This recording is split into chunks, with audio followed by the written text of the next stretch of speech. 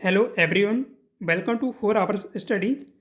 दोस्तों, daily current affair में आज हम देखने वाले हैं 24 अक्टूबर 2023 के करंट अफेयर्स के कुछ महत्वपूर्ण सवालों को।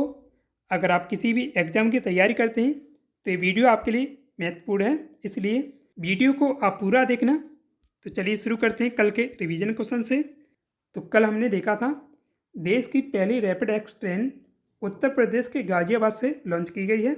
भारतीय राज्य गुजरात के धोरडो गांव को दुनिया के सर्वश्रेष्ठ पर्यटन गांव में शामिल किया गया है। अरिंदम बागची यूएन में भारत के स्थायी प्रतिनिधि बनाए गए हैं। इसरो ने भारत के पहले मानव अंतरिक्ष अभियान गगनयान की टेस्टिंग के लिए श्रीहरिकोटा आंध्र प्रदेश से लॉन्चिंग करके पहला सफल परीक्षण किया है। फार्मूला ई की ई प्रिक्स रेस 2024 की मेजबानी भारतीय शहर हैदराबाद के द्वारा की जाएगी। हाल ही में आरबीआई ने सोनाटा फाइनेंस के अधिग्रहण की मंजूरी कोटक महिंद्रा बैंक को दी है। असम के मुख्यमंत्री के द्वारा श्रद्धांजलि फ्लाईओवर का उद्घाटन किया गया है। भारत के विदेश मंत्री एस जयशंकर ने वियतनाम में महात्मा गांधी की प्रतिमा का अनावरण किया है। पुलिस स्मृति दिवस हर साल 21 अक्टूबर को मनाया जाता है। एसबीआई के चेयरमैन दिनेश खारा का कार्यकाल जो अगस्त 2024 तक बढ़ाया गया है। आज का पहला सवाल है, चालू वित्त वर्ष की पहली छमाही में कौन सा देश भारत का सबसे बड़ा कारोबारी भागीदार बना है? तो ये अमेरिका बना है। आंसर ऑप्शन नंबर डी है, अमेरिका। वाणिज्य मंत्रालय के आंकड़ों के अनुसार अप्रैल सितंबर में भारत और अमेरिका के बीच व्यापार 11.3% घटकर 59.67 अरब डॉलर रहा है। वहीं इस मामले में चीन 58.11 अरब डॉलर कारोबार के साथ भारत का दूसरा सबसे बड़ा कारोबारी भागीदार है। अमेरिका की राजधानी वाशिंगटन डीसी है। मुद्रा डॉलर। राष्ट्रपति जो बाइडेन है और इसकी पहली महिला उपराष्ट्रपति कमला हैरिस हैं जो अभी भी हैं। पैरा एशियन गेम्स 2023 में भारतीय ध्वजवाहक कौन है? तो अमित सरुआ और पारुल परमार ये दोनों हैं। आंसर ऑप्शन नंबर सी है, ए और बी दोनों, अमित सरुआ और पारुल परमार। जो एशियन गेम्स का आयोजन होता है उनके बाद ही पैरा एशियन गेम्स का आयोजन भी किया जाता है। तो एशियन गेम्स का आयोजन हुआ था चीन के होंगजू में, तो पैरा एशियन गेम्स का आयोजन भी चीन के होंगजू में किया जा रहा है और इनका आयोजन हर 4 साल बाद किया जाता है। अमित सरोआ हरियाणा के पैरा एथलीट हैं और पारुल परमार पैरा बैडमिंटन खिलाड़ी हैं गुजरात की, और यह एशियाई खेलों का चौथा संस्करण है। पैरा एशियन गेम्स की मेजबानी चाइना कर रहा है 22 से 28 अक्टूबर 2023 तक, और पैरा एशियाई खेलों का प्रारंभ हुआ था 2010 में। क्रिकेट विश्व कप में 2 बार 5 विकेट हॉल लेने वाले पहले गेंदबाज कौन बने हैं? तो ये मोहम्मद शमी बने हैं। आंसर ऑप्शन नंबर सी है, मोहम्मद शमी। 22 अक्टूबर को भारत और न्यूजीलैंड के बीच वर्ल्ड कप क्रिकेट मैच में मोहम्मद शमी 2 बार विकेट हॉल लेने वाले पहले गेंदबाज बन गए हैं। शमी ने 10 ओवर में 54 रन देकर 5 विकेट हासिल किए हैं और उन्हें मैन ऑफ द मैच मिला है। धर्मशाला में खेले गए वर्ल्ड कप 2023 में जो भी वर्ल्ड कप का आयोजन भारत में किया जा रहा है और ये इसका 13वां संस्करण है। तो क्रिकेट मैच में भारत ने न्यूजीलैंड को 4 विकेट से हरा दिया है। शमी ने वनडे वर्ल्ड कप में पहला 5 विकेट हॉल 2019 के टूर्नामेंट में इंग्लैंड के खिलाफ लिया था। वर्ल्ड कप में 5 विकेट हॉल लेने वाले भारतीय गेंदबाजों में कपिल देव, वेंकटेश प्रसाद, रॉबिन सिंह, आशीष नेहरा और युवराज सिंह शामिल हैं। मोहम्मद शमी भारत के लिए वनडे वर्ल्ड कप में सबसे ज़्यादा विकेट लेने के मामले में तीसरे नंबर पर हैं। वहीं इस मामले में भारत के जहीर खान वर्ल्ड कप में 44 विकेट के साथ पहले नंबर पर हैं। जवागल श्रीनाथ 44 विकेट के साथ दूसरे स्थान पर हैं। विकेट हॉल उसे कहा जाता है जब कोई गेंदबाज एक ही पारी में 5 या अधिक विकेट लेते हैं, तो आलोचकों द्वारा इसे उल्लेखनीय उपलब्धि माना जाता है जो एक बल्लेबाज के शतक के बराबर होता है। 17 अक्टूबर 2023 को गोल्डन पीकॉक पुरस्कार किसे दिया गया? तो REC लिमिटेड को मिला है। आंसर ऑप्शन नंबर सी है, REC लिमिटेड। केंद्रीय सार्वजनिक क्षेत्र उद्यम महारत्न कंपनी REC लिमिटेड को आपदा प्रबंधन में असाधारण प्रदर्शन करने के लिए इंस्टीट्यूट ऑफ डायरेक्टर्स यानी IOT द्वारा प्रदत्त प्रतिष्ठित गोल्डन पीकॉक अवार्ड से सम्मानित किया गया है। तो याद रखिएगा, ये आपदा प्रबंधन के क्षेत्र में इसे दिया गया है। गोल्डन पीकॉक पुरस्कार की स्थापना 1991 में इंस्टीट्यूट ऑफ डायरेक्टर्स के द्वारा की गई थी। REC लिमिटेड, इसकी स्थापना 1969 में हुई थी। मुख्यालय कहाँ है? दिल्ली, नई दिल्ली में।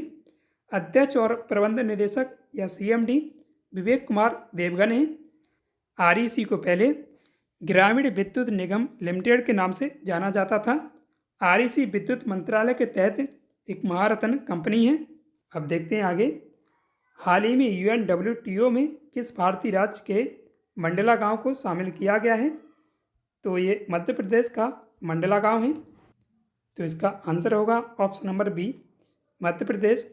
बात करें मध्य प्रदेश के बारे में, तो इसके मुख्यमंत्री कौन है? शिवराज सिंह चौहान इसके मुख्यमंत्री हैं। मध्य प्रदेश के राज्यपाल मंगू भाई सी पटेल हैं और मध्य प्रदेश की राजधानी भोपाल है। 22 अक्टूबर 2023 को United Nations World Tourism Organization यानी UNWTO ने सर्वश्रेष्ठ पर्यटन गांव की लिस्ट जारी की है। इस लिस्ट में मध्य प्रदेश के पन्ना जिले के मंडला गांव को शामिल किया गया है। उज्बेकिस्तान के समरकंद में आयोजित UNWTO महासभा में भारत सरकार के पर्यटन विभाग की महानिदेशक मनीषा सक्सेना ने सम्मान प्राप्त किया है।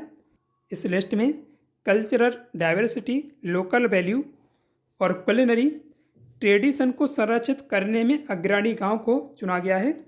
इस कार्यक्रम के तीसरे फेज में दुनिया भर से 260 गांव के आवेदनों में से 54 गांवों को चुना गया है। 19 अक्टूबर को जारी हुई UNWTO की लिस्ट में अभी गुजरात के धोरडो गांव को भी इसमें शामिल किया गया था। UNWTO की स्थापना 1946 में हुई थी। UNWTO का मुख्यालय स्पेन में स्थित है।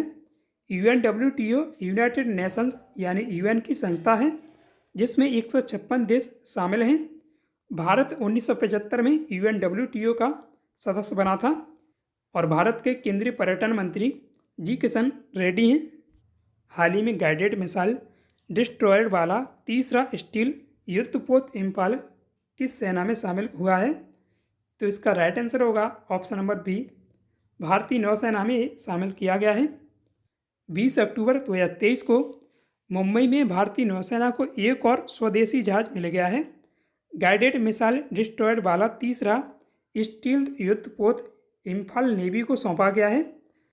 INS इम्फाल को रक्षा मंत्रालय के shipyard Mazagon dock ship builders limited यानी AMDL ने बनाया है। इसके निर्माण में स्वदेशी स्टील DMR 249A का इस्तेमाल किया गया है। यह जहाज surface to surface supersonic BrahMos missile और मीडियम रेंज सतह से हवा में मार करने वाली बराक 8 मिसाइल से लैस है। यह देश का पहला जंगी जहाज है जिसका नाम नॉर्थ ईस्ट शहर के नाम पर किया गया है, यानी जो इसका नाम इम्फाल रखा गया है। ये मणिपुर की राजधानी है और इसका शहर भी है, तो इसके नाम पर इसका नाम इम्फाल रखा गया है। भारतीय नौसेना की स्थापना 26 जनवरी 1950 को हुई थी। अब नेक्स्ट क्वेश्चन है, पहले भारतीय सैन्य विरासत महोत्सव का उद्घाटन किसने किया है? तो केंद्रीय रक्षा मंत्री राजनाथ सिंह के द्वारा इसका उद्घाटन किया गया है। आंसर ऑप्शन नंबर बी है, राजनाथ सिंह। 21 अक्टूबर 2023 को नई दिल्ली में केंद्रीय रक्षा मंत्री राजनाथ सिंह ने पहले भारतीय सैन्य विरासत महोत्सव का उद्घाटन किया। 2 दिवसीय महोत्सव में प्रोजेक्ट उत्सव की लॉन्चिंग की गई है। तो ये प्रोजेक्ट उत्सव याद रखिएगा।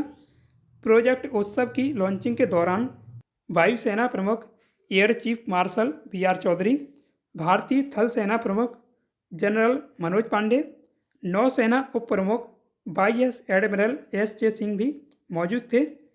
प्रोजेक्ट उद्भव की मदद से भारतीय सेना प्राचीन ग्रंथों से युद्ध कला, राजकला, कूटनीति और रणनीति की ट्रेनिंग लेगी।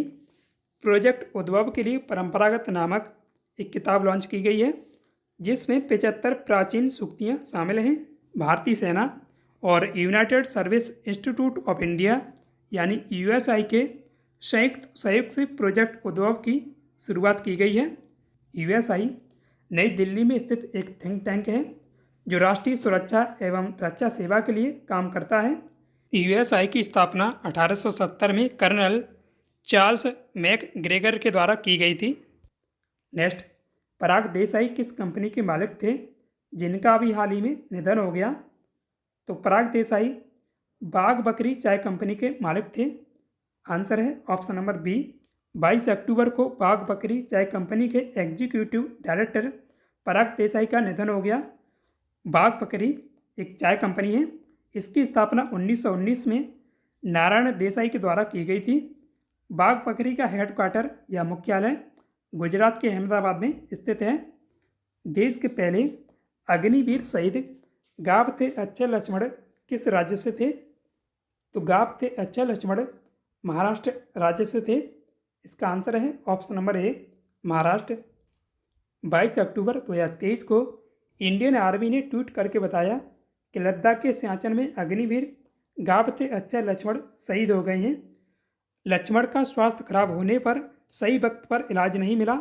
वह लाइन ऑफ ड्यूटी के दौरान शहीद होने वाले पहले अग्निवीर हैं। भारतीय सेना के अधिकारियों ने अग्निवीर लक्ष्मण को श्रद्धांजलि दी। महाराष्ट्र के गावते अच्चल लक्ष्मण सेना की फायर एंड फ्यूरी कॉर्प्स का हिस्सा थे।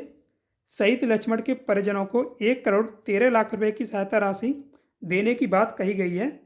सियाचिन ग्लेशियर काराकोरम रेंज में लगभग 20,000 फीट की ऊंचाई पर स्थित है और यहाँ का तापमान शून्य से भी नीचे रहता है। सियाचिन ग्लेशियर को दुनिया के सबसे अधिक ऊंचाई वाले युद्ध स्थलों के रूप में जाना जाता है। Siachen glacier Bharat Pak line of control यानी LOC के पास स्थित है। सियाचिन ग्लेशियर भारत का सबसे बड़ा और दुनिया का दूसरा सबसे बड़ा ग्लेशियर है। तीसरी बार यूनाइटेड स्टेट शतरंज चैंपियन कौन बने हैं?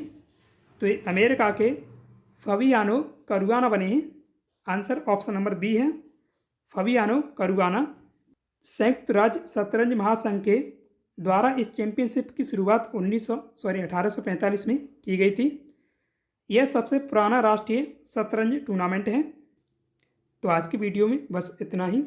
अब देखते हैं कल वाले सवाल का सही जवाब। तो सवाल था, सिख साहित्य के अनुसार गुरु नानक देव की जयंती भारतीय चंद्रमा के किस पूर्णिमा के दिन को मनाई जाती है?